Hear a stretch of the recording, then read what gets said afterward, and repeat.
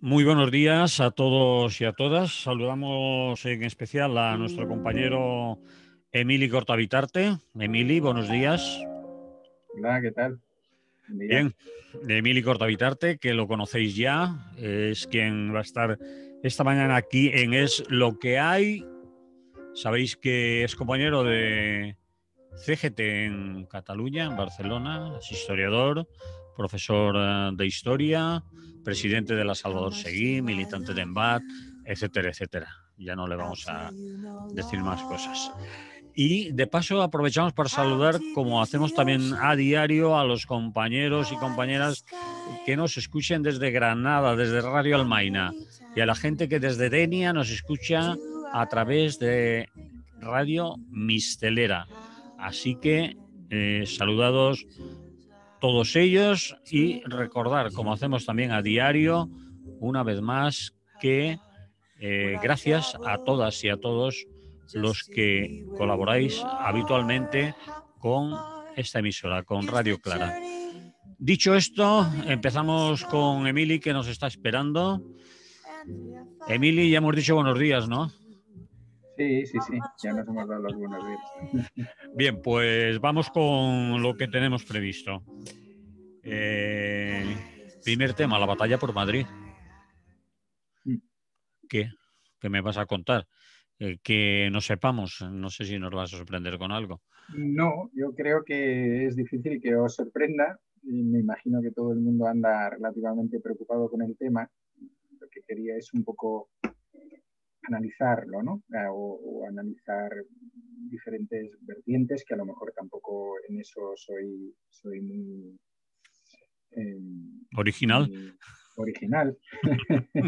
Pero bueno, bien, bueno, una historia que como sabemos empezó en Murcia, que parece que acabará mal en Murcia, bueno, mal para quien ha hecho la moción de censura, y, y, y que todo ello, bueno, ha conllevado un cierto revuelo en otros territorios del Estado, pero que donde de alguna manera, al menos momentáneamente, se ha consolidado esta especie de tsunami provocado por por esa primera actuación en Murcia, bueno, será Madrid, con esa convocatoria de elecciones para el día 4, para un día festivo. Eh, a pesar de que desde la señora Ayuso se dice que, bueno, que eran los 56 días que teníamos y que contando, pues me sale el 4 de mayo, ¿no? Y a partir de ahí pues se ha producido el siguiente caso, yo creo que singular, que ha sido la actuación de Pablo Iglesias, ¿no? Ese, digamos, abandonar su vicepresidencia en el gobierno, por lo que se dice también abandonar su escaño en el Parlamento, porque desde la derecha, eh, desde los medios cercanos a la derecha y desde la propia derecha se estaba diciendo, no, no, él dice esto, pero en realidad se va a presentar a las elecciones de Madrid y si al final las cosas no salen como él pretende, pues volvería a situarse como líder parlamentario de Podemos. ¿Estás diciendo que no abandona su cargo, su escaño? ¿No va Estoy a diciendo abandonar? que sí lo abandona, Sí lo bueno, que abandona. él ha dicho que sí lo abandona, Ha que dicho que sí lo abandona, abandona.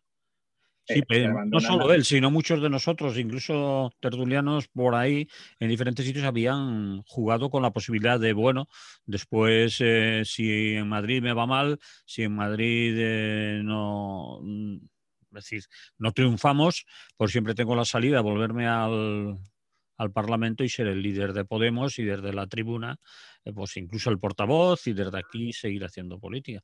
Pero eso es incluso para mí una novedad. Lo ha dicho en sesión parlamentaria, mm. sí.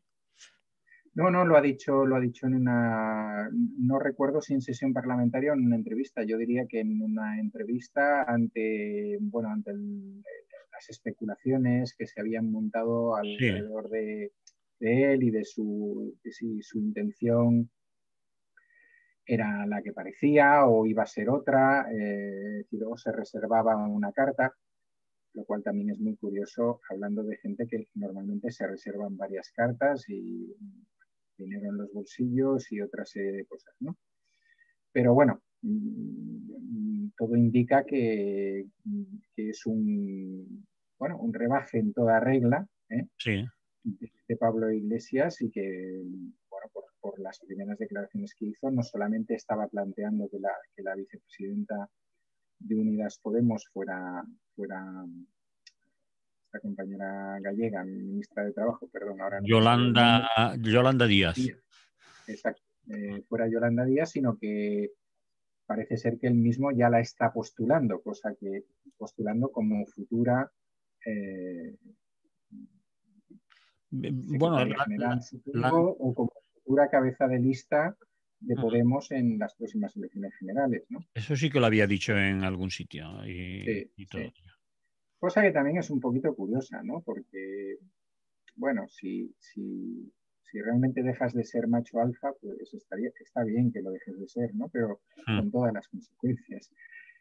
Pero bueno, como dice él, los inscritos y las inscritas ya decidirán lo que tengan que decidir en su momento, ¿no? Y ya saben lo que tienen que decidir.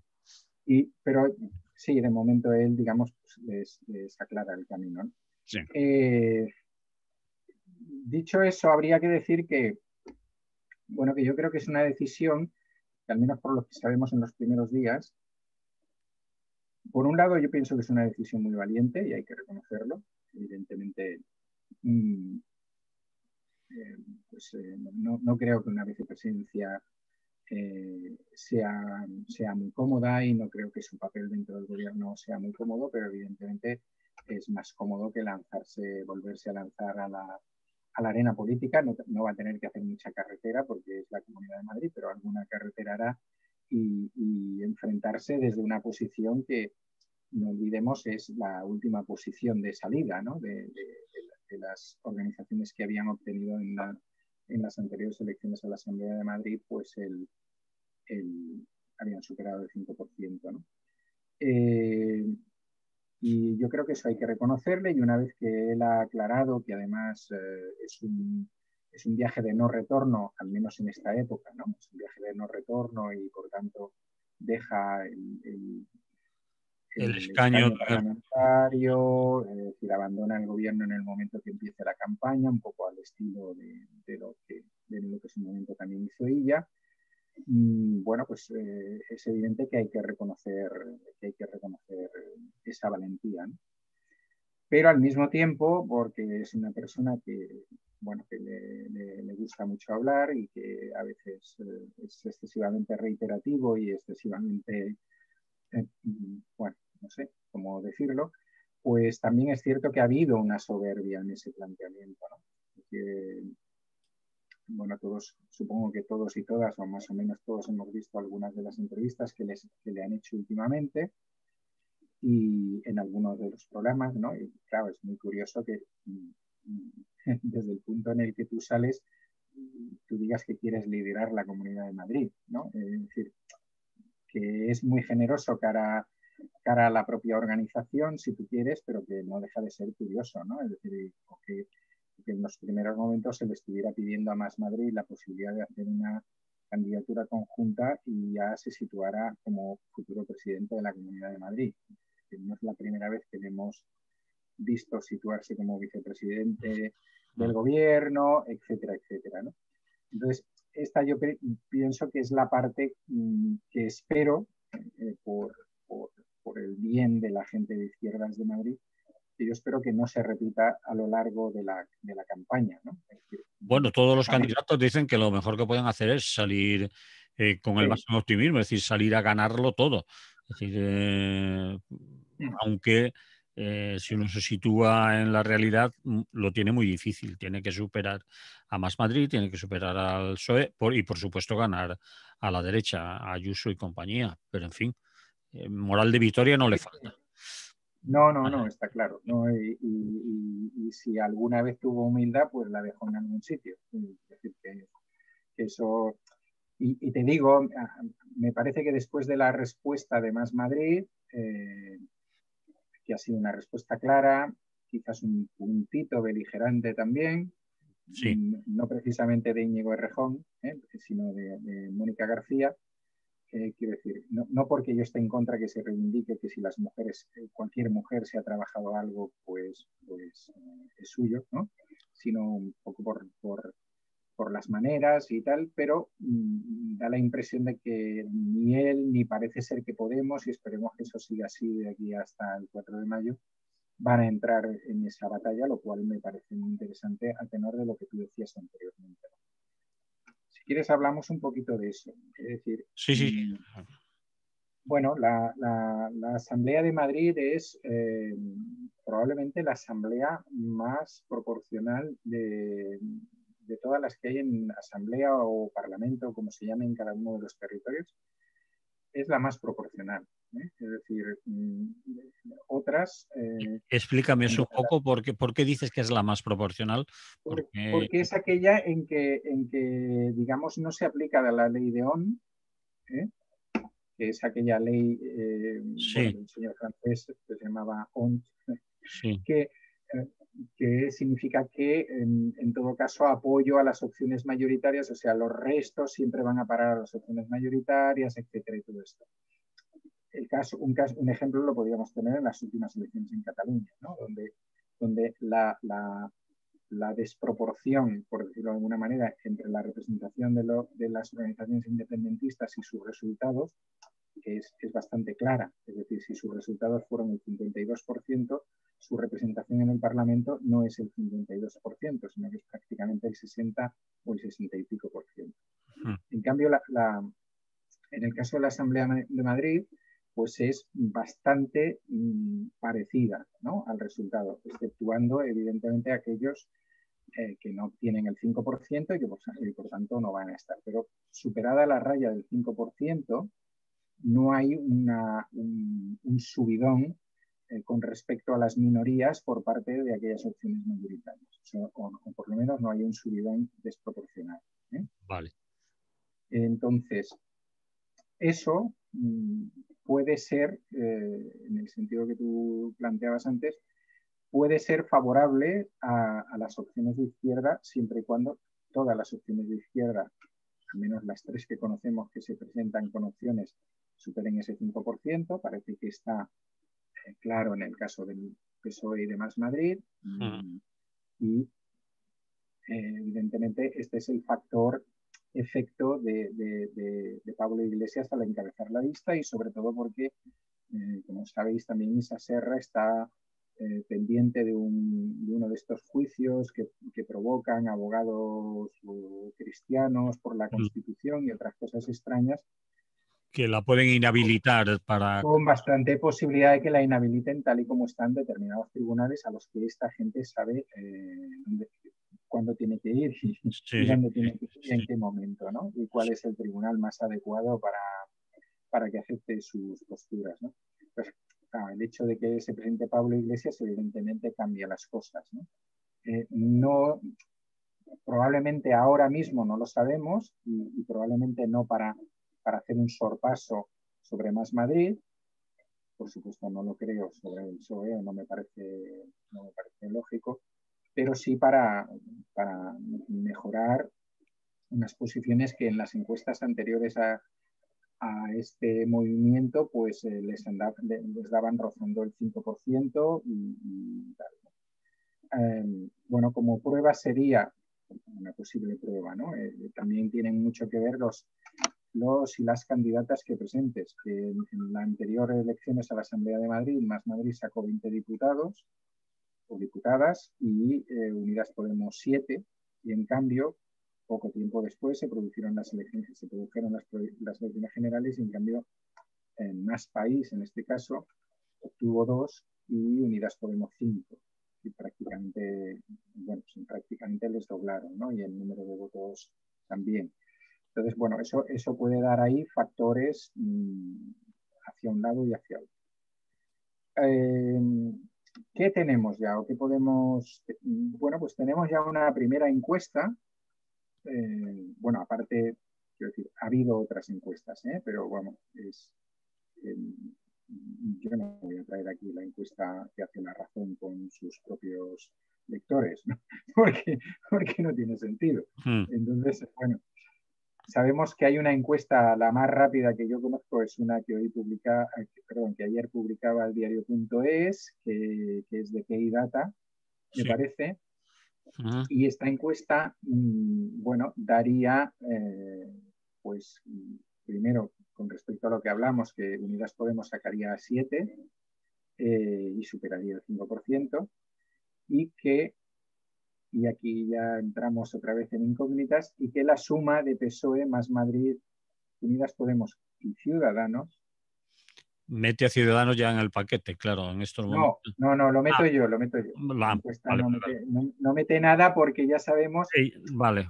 que vamos a ver qué lista presenta Ciudadanos, vamos a ver qué pasa después, vamos a ver si son fáciles de... Sí, perdón. No, te lo digo porque Aguado hizo unas declaraciones, creo que en el día de ayer o anteayer, diciendo que en ningún caso apoyaría un gobierno en la Asamblea de Madrid con Podemos. Es decir, a pesar de salir muy rebotado, muy quemado con Ayuso, ha dicho que no apoyarían. Bueno, otra manera de apoyar sin apoyar es abstenerse, pero en fin. Claro. Bueno, después de lo que estamos viendo que está pasando en Murcia y en otros lados, pues evidentemente, claro, yo no sé si Arrimadas pensaba cambiar algo, pero si pensaba cambiar algo se ha encontrado con toda la herencia del amigo Rivera escorado cada vez más a la derecha, y eso provoca pues eso, lo que ha pasado en Murcia, que ya hay 4 miembros de Ciudadanos dentro del futuro gobierno, y que incluso los disidentes de Vox evidentemente prefieren apoyar, parece ser que hoy votarían eso, ¿no? Por lo que dijeron ayer, apoyar o abstenerse en el caso de la moción de censura antes de apoyar un cambio, ¿no? Incluso contra su propio partido o su propio ex partido. Entonces ahí es donde vamos a ver, es decir, ahora mismo esa encuesta daría 67 diputadas a PP y Vox y 62 a la izquierda, a la suma de los 3 de la izquierda, y 7 a Ciudadanos, que bueno, que si todo se mantiene debería decantar. De todas maneras, estamos muy al inicio. Iba a decir no ha empezado la campaña, pero sí que ha empezado, pero bueno, que estamos todavía muy al inicio y que tienen que pasar muchas cosas, ¿no?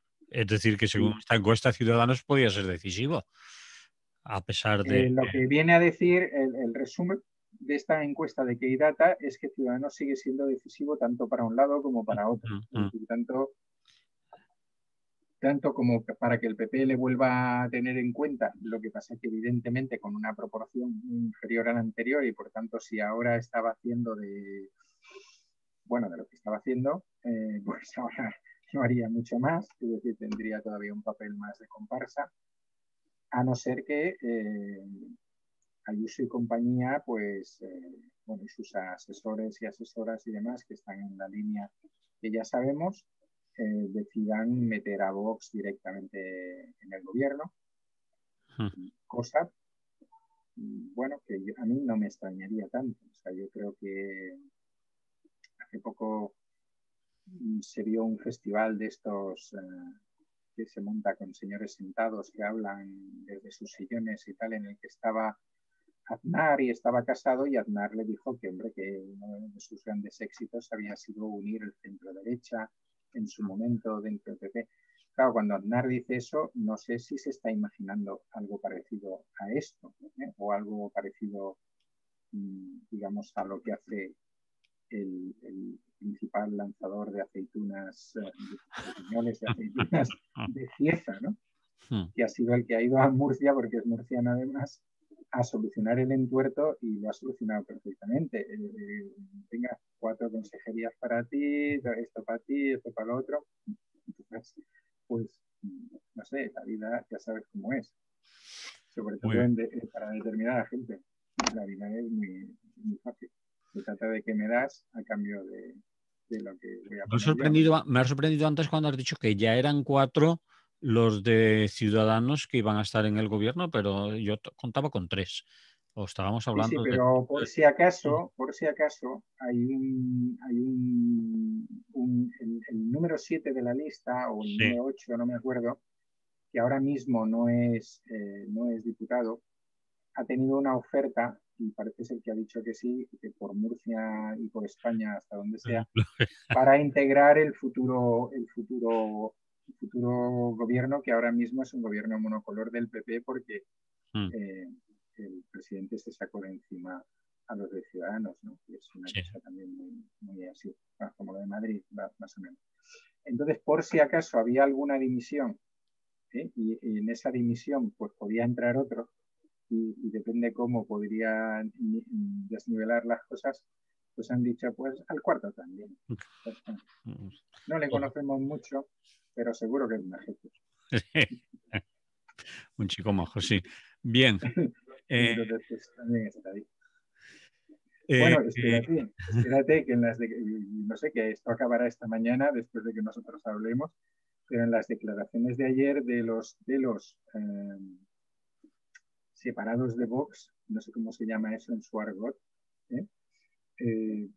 Porque creo que no están por la separación, en estos siempre están por la unidad y tal, pero bueno, esta gente han sido expulsados o separados de Vox y tal, que son 3.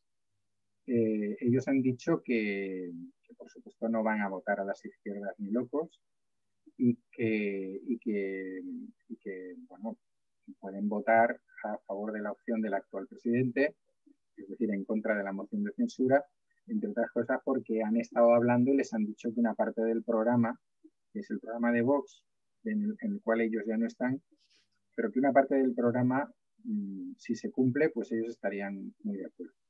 Y ha dejado caer, pero después, como un rato después, o sea, para que vieras que él estaba por ideología en este tema, después ha dejado de decir que bueno, que si hay que hacerlo desde el gobierno, pues también están dispuestos a hacerlo desde el gobierno. Entonces, podría ser curioso, no digo que tenga que ser una realidad, podría ser curioso que el nuevo gobierno de la Comunidad de Murcia pues estuviera integrado por el PP, unos cuantos tránsfugas de Ciudadanos y unos cuantos tránsfugas de Vox, y entonces ya sería el monumento perfecto, ¿no? La conjugación ideal pues de la ética, ¿no? De la ética y de la honestidad de determinados partidos. O sea, que fantástico. bien, no sé si quieres añadir más, profundizar más en Madrid. Lo digo por la hora, porque son las No, 23 minutos ya de... sí, podemos seguir con nuestro tema. Yo creo que de esto nos va a dar tiempo para hablar Sí, sí. porque en uno y otro lado vamos a tener gente muy locuaz, ¿eh? Y entonces, pues, chascarrillos va a haber todas las semanas y yo diría que todos los días y casi a todas las horas. Vamos. Los programas de televisión, de tertulias y también de radio están prácticamente hechos. A tope, Tienen el a tope. guión, los guionistas pueden echarse unas siestas porque se lo tienen hecho. Vamos con otro asunto que es actualidad. Vamos a hablar de COVID y con un titular que tú me has mandado, me parece muy adecuado. El COVID sí entiende de clases. Te basas porque citamos a una revista, yo creo que vale la pena, a Critic, que es una revista que se edita en catalán. Tienen acceso a ella los que son o sois socios y hacen un análisis en profundidad de este titular que tú vas a desarrollar. Es decir, la COVID, el virus en principio, dicen por ahí que no entiende de clases sociales, que ataca a todo el mundo, pero no es cierto, no es así, y en ese artículo se disecciona muy bien. Así que cuéntame todo lo que puedas sobre ello y lo que has leído, las conclusiones que has sacado. Lo que pasa es que, por lo que he leído yo en el artículo de Critic, habla por barrios, por zonas, por pueblos, y aquí puede ser que los desconozcamos. Así que si tú ves alguno, nos lo sitúas también Geográficamente, sí. socioeconómicamente. Vamos a ello. Sí, bueno, es un estudio muy interesante de una gente que se llama Storidata, que ha trabajado con estos y estas periodistas de Critic, ¿no? Que bueno, es una cooperativa de periodistas que salió rebotada de otros medios y que tiene un medio bueno, pues a través de Internet y a partir de socios y socias y demás, que de alguna manera estamos ahí para promover un periodismo de investigación, un periodismo crítico, etcétera, ¿no? Bien, el estudio que hace Storidata, digo para plantear, es un estudio hecho a partir de junio del año pasado, que recoge más datos, pero que sale un poco después de ese momento de salida, aparente salida, aunque luego vendría la segunda ola, la tercera y tal, y que luego a partir de ahí hace un seguimiento casi hasta hace un mes o dos, ¿eh? Entonces, bueno, ese estudio lo que permite es decir que Sánchez se equivocaba, vamos a decirlo suavemente, o simplemente podemos decir que Sánchez y otra gente mentían cuando decían pues que la COVID no conoce de fronteras, no conoce de clases, no conoce de razas, etc. Podríamos decir que es como la justicia, que es ciego. Sí, lo que pasa es que cuando encuentra, sí, que cuando encuentra determinadas condiciones, pues se aposentan. Y ellos hacen un análisis sobre Cataluña, pero que está muy bien, que yo creo que es aplicable seguramente a cualquier otro territorio, y que además coincide con otros análisis que ha hecho la ONU y con un libro del que también os hablaré. Y los datos vienen a demostrar que precisamente allí donde COVID sí ha alcanzado mayores porcentajes, son precisamente, tienen dos condiciones, ¿eh? Es decir, suelen ser barrios, bueno, primero suelen ser grandes ciudades, suelen ser barrios de esas grandes ciudades que conjugan dos cosas: una alta densidad de población y por otro lado unos niveles de pobreza muy elevados, niveles de pobreza muy altos. Ellos cogen como trabajo las 50 áreas básicas de salud donde el porcentaje de infección ha sido más alto. De esas 50, 40 responden a este criterio. Y hay 10 que no. Esas 10 que no se pueden explicar por otros motivos, ¿eh? Es decir, por ejemplo, son áreas donde ha habido mucho turismo, o donde ha habido mucho turismo, o donde ha habido mucho fin de semana de segundas residencias y cosas por el estilo, aunque no responderían a los otros criterios, pero sí se podrían explicar a partir de aquí, o se podrían explicar a partir de un segundo factor, que sería que en su zona, en su municipio, existían y existen residencias de ancianos, residencias de gente mayor, y por tanto la mortalidad de esas residencias, como sabéis, fue muy bestia en la primera etapa, sobre todo, pues repercute en el porcentaje final de aquel cálculo que se hace por cada 100.000. Esa desproporción no es una desproporción pequeña, sino que llega a ser en muchos casos, dentro de una misma localidad, se puede doblar. Por ejemplo, ponen el ejemplo de Sabadell. En el centro de Sabadell, el porcentaje de infección ha llegado a 4.500 habitantes por cada 100.000, ¿no? Que no los tienen 100.000, por supuesto ha sido menor de 4.500, pero al hacer la proyección saldrían 4.500 por cada 100.000. Mientras que en uno de los barrios periféricos de Sabadell, con pocas condiciones, con un nivel socioeconómico muy bajo, el porcentaje es de 7.900, es decir, prácticamente doblan, ¿no? Es decir, en la misma población, diferentes zonas de la misma población, sean de una clase social o de otra, casi es el doble Sí, de afección. sí, sí. Sí.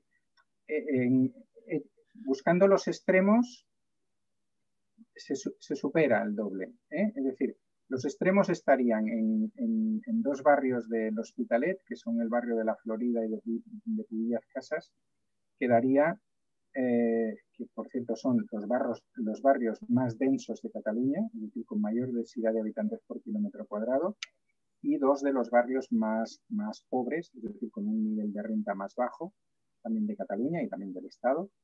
Y ahí el número de casos estaría alrededor de los 11.000 por cada 100.000 habitantes. Mientras que digamos, los barrios o zonas más ricas de Cataluña, que podrían ser la localidad de Sant Cugat del Vallès, el centro de Tarragona o la zona de Sarrià-Pedral desde Barcelona, están por debajo de los 5.000,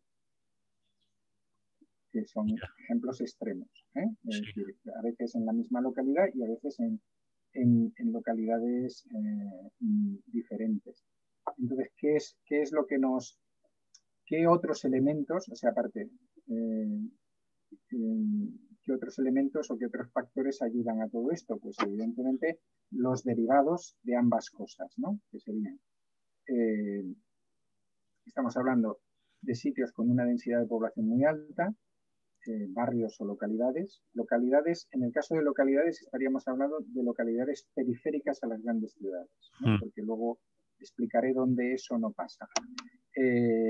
Donde se juntan pobreza, paro, precariedad laboral, dificultades para hacer teletrabajo, porque el tipo de trabajo que hacen no permite hacer el teletrabajo, demografía muy alta y falta de espacios públicos verdes.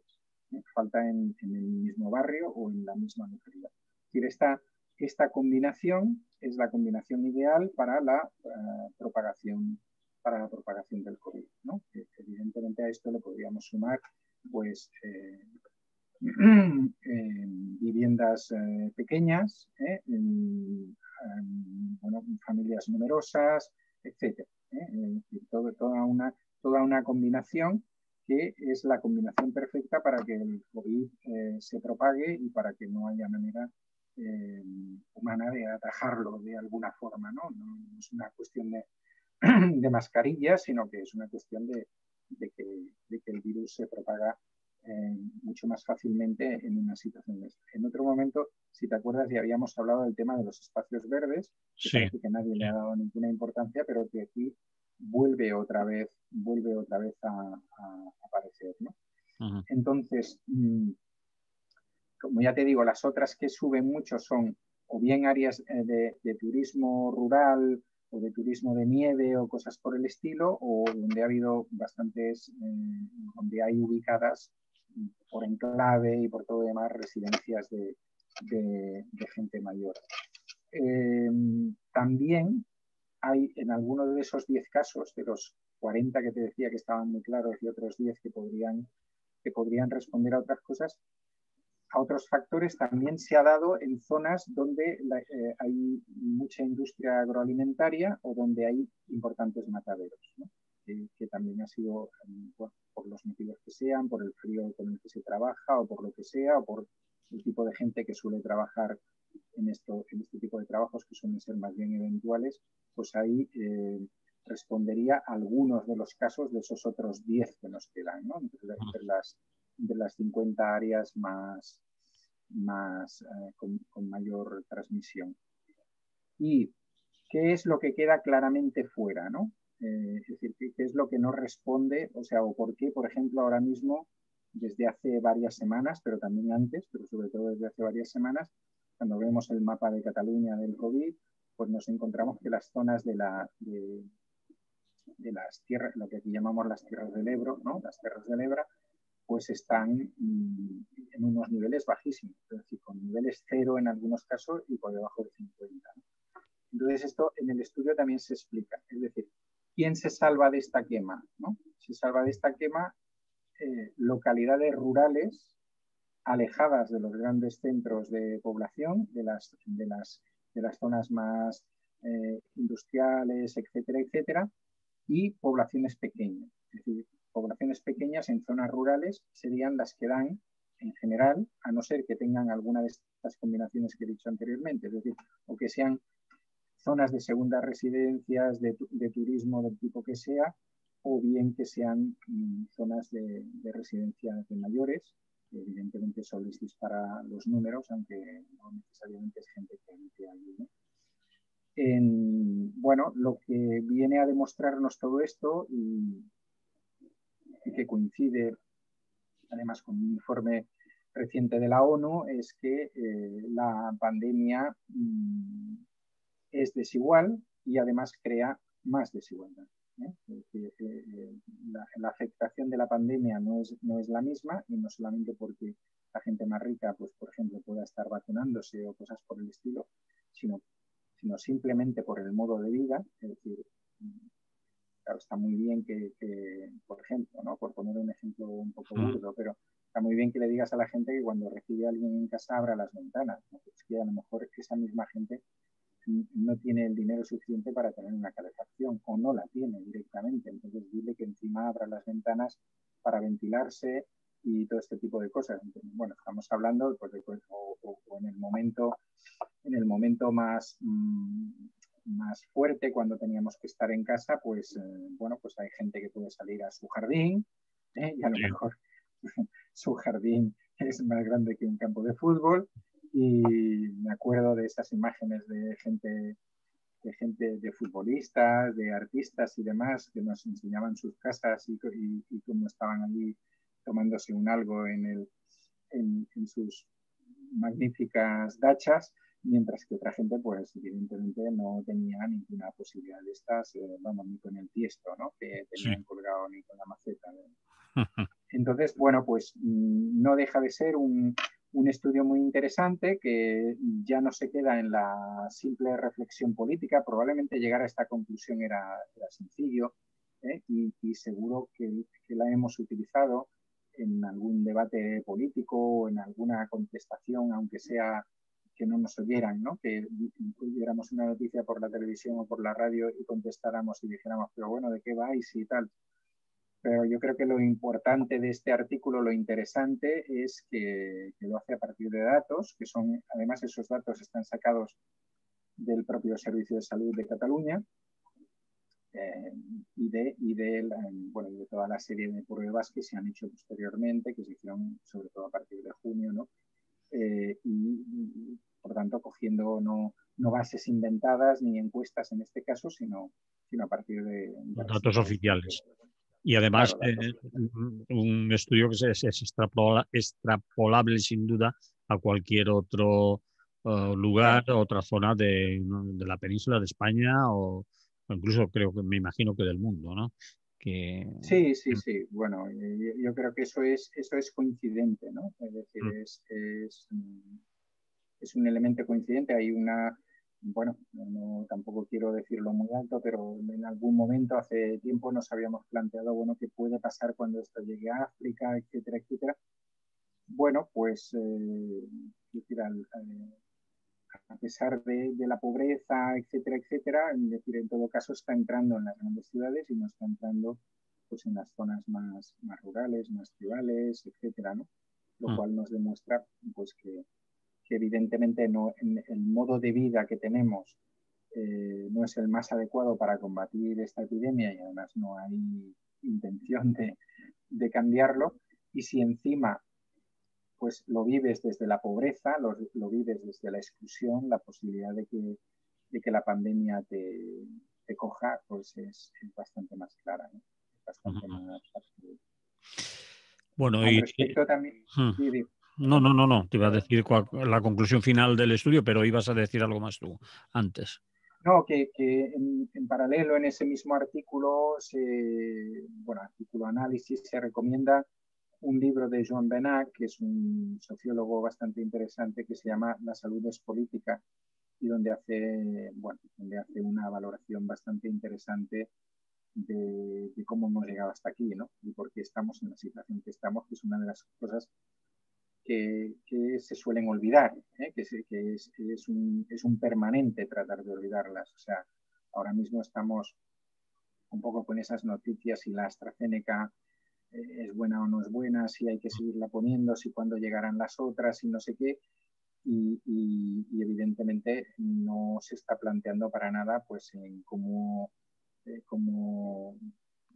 se ha dejado caer la sanidad pública en este país en general y qué cosas habría que hacer en ese sentido. Es decir, volver a basarlo todo en que lleguen las vacunas y que las vacunas no sean gratis, pues es aquello que llamamos pan para hoy y hambre para mañana, ¿no? Porque bueno, nadie nos asegura que hasta dentro de 100 años, como pasó con la anterior, no llegue otra pandemia de este tipo y por tanto pues nos va a volver a encontrar como nos ha encontrado, ¿no? Es decir, los miedos que tiene siempre las administraciones sanitarias, me imagino que aquí igual que en cualquier otro lado del Estado español, que es que no nos lleven al extremo, que no sé qué, porque entonces no vamos a aguantar, etcétera, toda esta cosa. Bueno, la manera de no tener que aguantar eso es relativamente sencilla, ¿no? Y es invertir mucho más en salud pública, cosa que se sigue sin hacer. Se invierte en todo caso en construcciones efímeras o definitivas, pero ahí nos quedamos, ¿no? Muy bien, pues vamos con tercer tema y último tema, que pensábamos que a lo mejor no nos iba a dar tiempo, pero sí que nos va a dar tiempo, aunque podemos hablar de él en otra ocasión también, y es una efemérides que no es cualquier cosa. La Comuna de París, ni más ni menos, pero tú que eres del ramo, historiador, profesor de historia, la Comuna de París suena mucho, pero para los que son o somos de ciencias, no de letras, cuéntanos un poco la historia y después lo que se celebra, cómo se va a recordar, porque yo he visto ya por internet algunas conferencias previstas, vía online, etcétera, pero vamos a qué fue la Comuna de París y todo ello. O cuéntalo como tú tenías pensado hacerlo, a ver si te estoy, No, te si estoy me proponiendo parece algo que... bien. Es decir, bueno, a ver, la efemérides, tenemos unos cuantos meses para celebrarla, porque por suerte la comuna duró 72 días. Digo por suerte porque habría que decir que es la primera revolución o pre-revolución de nuestra era, ¿no? Es decir, la primera en la cual las clases populares pintan, y tienen algo que ver. O sea, Mm. de alguna manera no se acaban las revoluciones burguesas, pero digamos que le pone un impasse a esas revoluciones burguesas y tal. Podría ser el día de hoy porque es el día en que el pueblo de París se empodera, pero también podría ser el día 26 porque es el día que se constituye la comuna, ¿no? Como tal. Bueno, ¿qué es lo que pasa ahí? Bueno, lo que pasa ahí es que lo que pasó es que había una guerra, había una gran crisis. Y sabemos que los estados y el sistema capitalista tiende a solucionar las grandes crisis, pues en muchas ocasiones como hemos vivido con grandes guerras, ¿no? En ese momento el Estado prusiano, lo que luego sería Alemania o parte de lo que luego sería Alemania, pues decide hacer una serie de invasiones hacia Austria, etcétera, y al final entra en conflicto también con Francia y una guerra franco-prusiana que, al igual que al principio de la Segunda Guerra Mundial, los prusianos resuelven rápidamente y destrozan al ejército francés y se sitúan pues a las puertas de París. En ese momento, pues digamos que la burguesía francesa crea un gobierno de unidad nacional y trata de negociar con los prusianos, ¿no? Esa negociación es una negociación muy dura que tiene unas consecuencias, unos pagos, etcétera, etcétera, que sobre todo, pues como es lógico, van a recaer sobre el pueblo, ¿no? El pueblo, sobre todo el pueblo parisino, se da cuenta de lo que se les viene encima y tratan de ofrecer resistencia Y el porqué del día de hoy, digamos, es porque su propio primer ministro, el señor Thiers, su propio ejército, trata de descabezar una parte de artillería que hay montada en Montmartre y que está disparando contra los prusianos, ¿no? Bueno, lo que pasa ahí es que se niegan a hacerlo, y una parte de la Guardia Nacional, que era un ejército no profesional, pues deciden que no siguen eso y que se ponen a defender París, ¿eh? La burguesía francesa se retira a Versalles con su emperador y compañía, todo típico, lo que veremos repetirse a lo largo de la historia muchas veces. Y entonces, a partir de ahí se constituye la Comuna de París, que es un órgano político de autogobierno, el día 26, en el que participan gente de todo tipo, evidentemente también gente, digamos, pequeño burguesa, jacobinos, etcétera, pero al mismo tiempo también,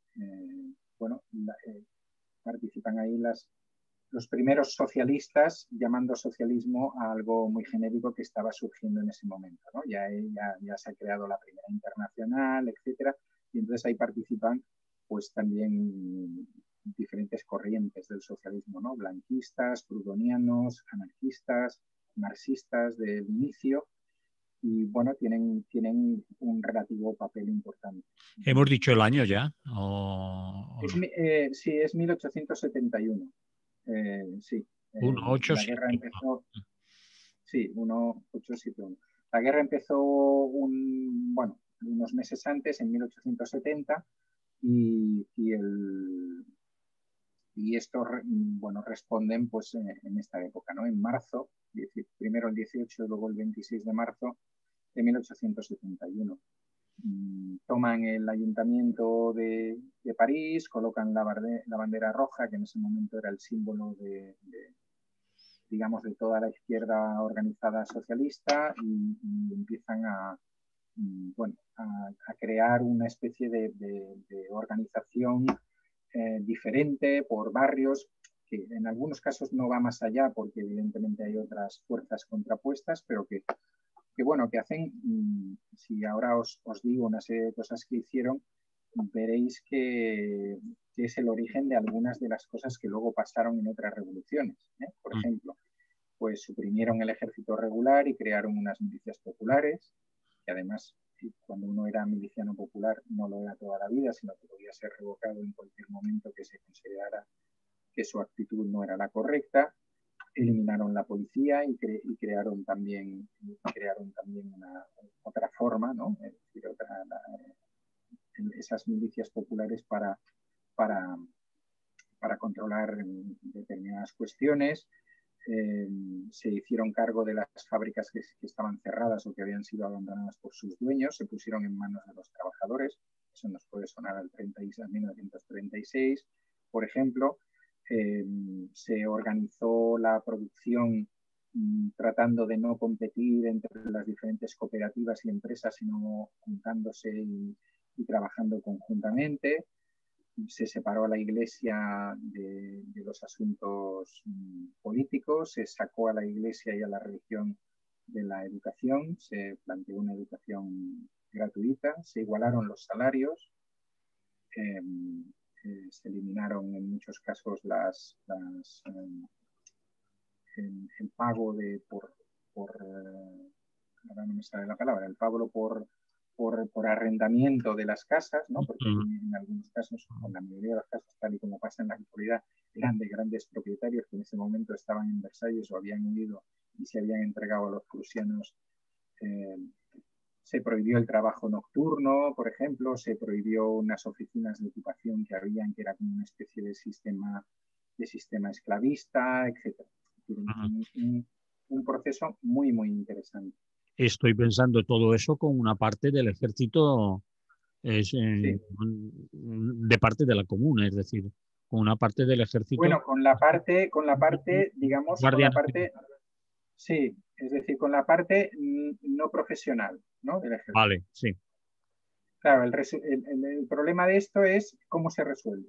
¿Y por qué ellos aguantan 72 días, pero se resuelve negativamente, como ya os podéis imaginar, porque si no Francia sería ahora mismo otra cosa? Pues se resuelve como una cosa que también veremos en otras revoluciones posteriores. Llegado un momento, el ejército francés, el ejército formal, se pone de acuerdo con el ejército prusiano y los dos atacan la Comuna de París. Es decir, ambos ejércitos atacan París. Es decir, que ahí hay una cuestión sacrosanta, que es el derecho a la propiedad privada, mis cargos, bueno, Es decir, mis... los ejércitos que estaban enfrentados, prusianos y el ejército francés, se ponen de acuerdo para tumbar algo que era revolucionario, obviamente.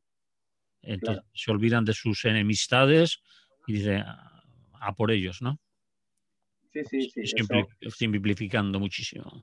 Sí, no, pero es que es así. O sea, eso volverá a pasar en la Revolución Magnovista, volverá a pasar en la Revolución en Manchuria, volverá a pasar en muchos momentos en que dos ejércitos que están enfrentados ante la revuelta del pueblo, ¿no? Que aprovecha esa circunstancia de vacío de poder, o llámala como quieres, para situar temas claramente sociales en vez de temas nacionales, por decirlo de alguna manera, ¿no? La honra francesa y el no sé qué y el poderío prusiaco y tal, pues evidentemente se ponen de acuerdo y los arrasan.